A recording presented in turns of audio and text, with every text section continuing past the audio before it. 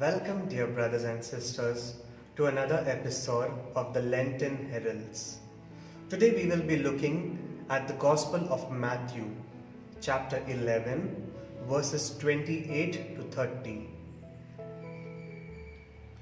Come to me, all you who work hard and who carry heavy burdens, and I will give you rest.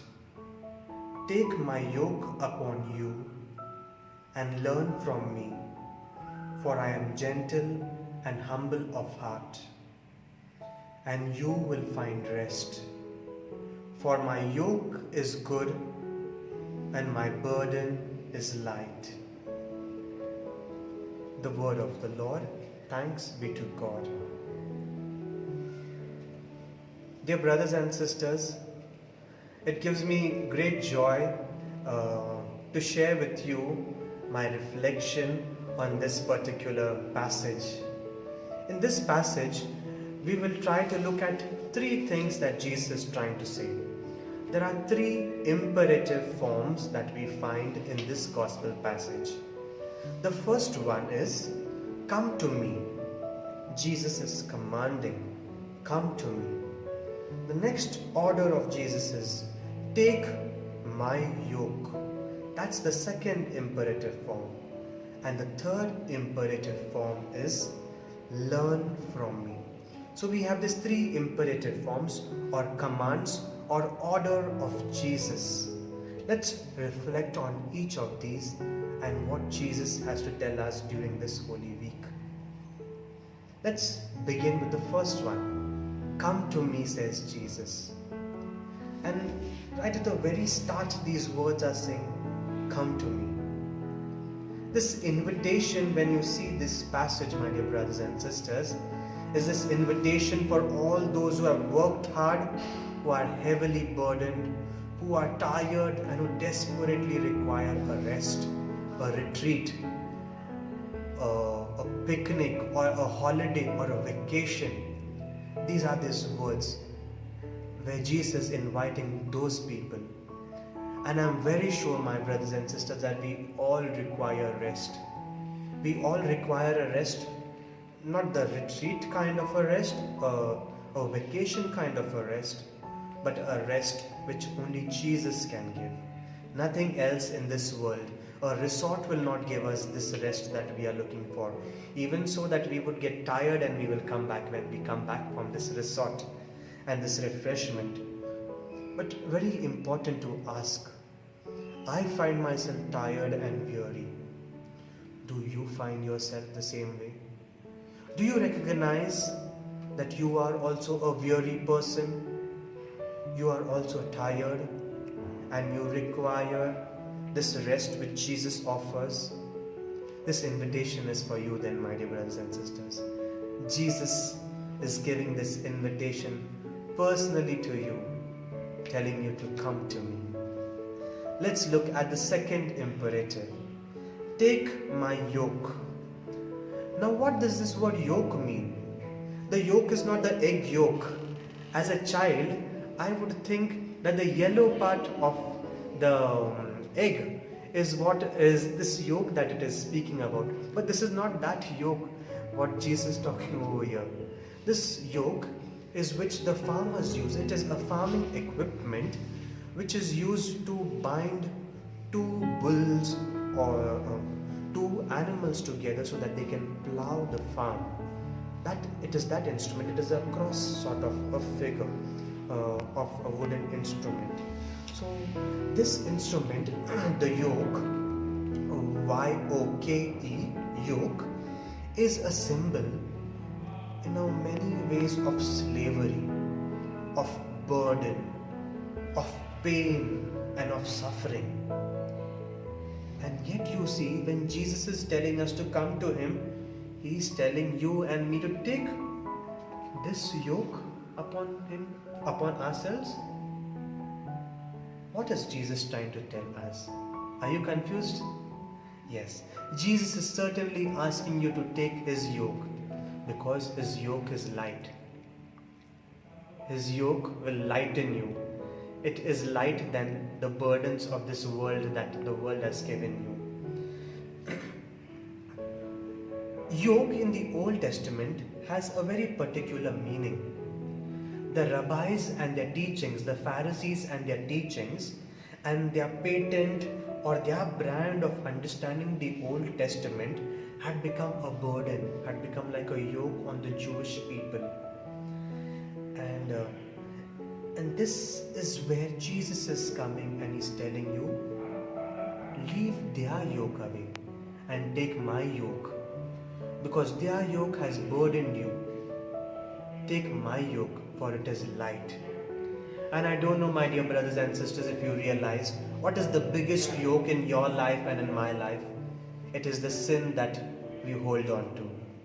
Our pride, our lust, our jealousy, our envy, our anger that we hold on to. This is our yoke. This certainly burdens us, puts our shoulder down.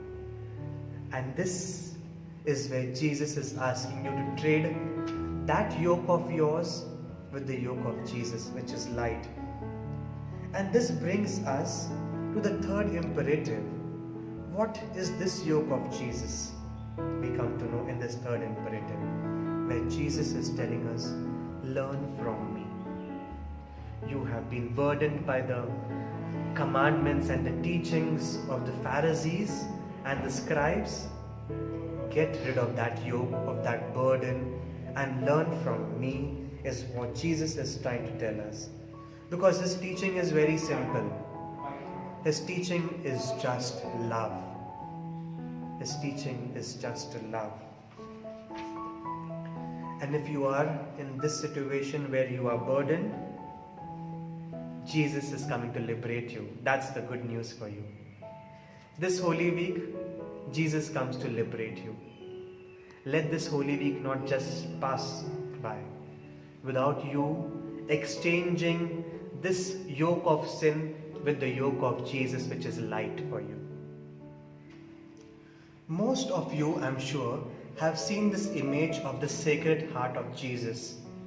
It might be in a pendant in your neck, or on the wall in a painting, or a statue of the Sacred Heart, or in the churches you might have seen this Sacred Heart. Some have it on their mobile desktop as well, as a DP image and all this, the Sacred Heart of Jesus. This passage, my dear brothers and sisters, is also speaking about the Sacred Heart of Jesus, where Jesus is telling that his heart is meek and humble. He's speaking about his gentleness and about his humility. He's speaking about his love and his compassion for you and for me. Embrace this loving God this Lenten season. This loving God who goes on the cross for the love of you and me. Embrace this Jesus.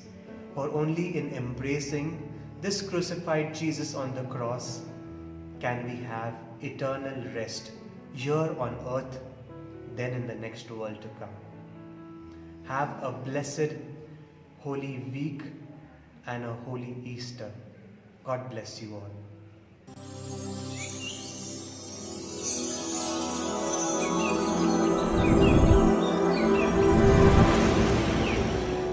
At the beginning of the Second Vatican Council, Pope John XXIII led the Church in praying for a fresh outpouring of the Holy Spirit.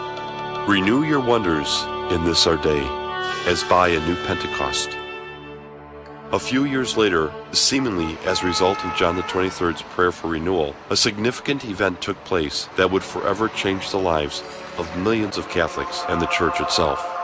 On a weekend retreat, these Catholic students prayed that, in some way, they too might discover a renewed sense of Pentecost in their lives.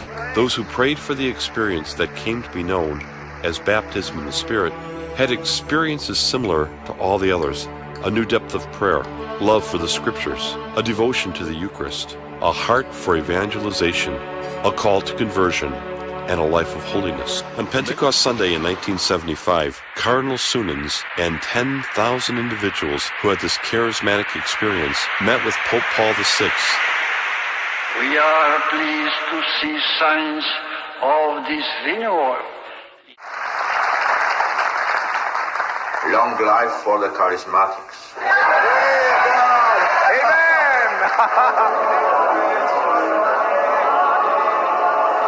It is my firm hope that the Holy Spirit will find more and more fruitful welcome in the hearts of believers, so that the culture of Pentecost, so necessary in our time, can spread. We are gathered here, believers from 120 countries in the world, to celebrate the sovereign work of the Holy Spirit in the Church that took the initiative 50 years ago and gave rise to an institution. No? An organization? No.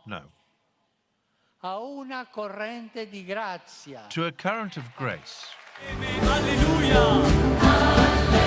In February 1972, Catholic Charismatic Renewal began at Mumbai, with those who have experienced the baptism in the Spirit spontaneously during private prayer.